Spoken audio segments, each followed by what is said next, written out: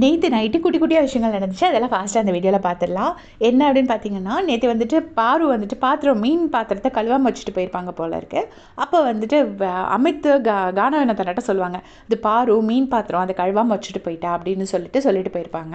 அதுக்கு வந்துட்டு அமித் கானவனத்தனை எடுத்து மீன் ஸ்மெல் வரும்னு கழுவாமல் வச்சுட்டு போயிருக்காளா, பாத்ரூம் போனால் கூட தான் ஸ்மெல் வரும், அப்போ கழுவாமலாம் இருப்பாங்க அப்படின்னு சொன்னார்.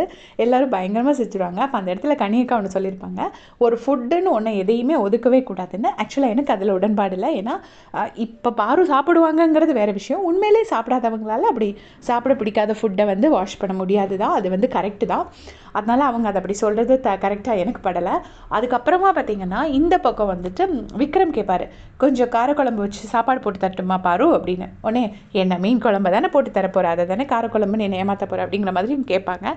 கேட்ட உடனே ஓஹோ நீ சாப்பிட மாட்டேல, சரி யூடியூப் வீடியோஸ்க்காக மட்டும் சாப்பிடுவியா இருக்கும் அப்படின்னு சொல்லிட்டு டீஸ் பண்ணி விட்டுட்டாரு. அதுக்கப்புறம் இன்னொரு பக்கம் பார்த்திங்கன்னா அமித்தும் இவங்க பார்வதியும் பேசிகிட்டு இருப்பாங்க. அப்போ வந்து அவங்க சொல்லிட்டு இருப்பாங்க, நான் வந்து நாமினேட் பண்ணதே இல்லை, ஆனால் அந்த நாய் என்னை நாமினேட் பண்ணிட்டாரு அப்படின்னு சொல்லி முடிச்சிருப்பாங்க. அவங்க 2 பேரும் நல்லா க்ளோஸ் ஃப்ரெண்ட்ஸு, அதனால அப்படி அந்த நாயின்னு சொல்லிட்டாங்களா, இல்லை வந்து மனசுக்குள்ளே கோவத்தை வச்சுட்டு அவருக்கு சப்போர்ட் இருக்கிறதுனால அப்படி சொல்லக்கூடாதுன்னு நினச்சிட்டு இப்படி சொன்னாங்களா அப்படிங்கிறது தெரியாது. ஆனால் அந்த நாய் என்னை நாமினேட் பண்ணிட்டாரு அப்படின்னு சொல்லியிருப்பாங்க. ஸோ இதே மாதிரி அப்படியே செஞ்சுக்க சேனல் சப்ஸ்கிரைப் பண்ணிக்கோங்க. தேங்க்ஸ் ஃபார் வாட்சிங்.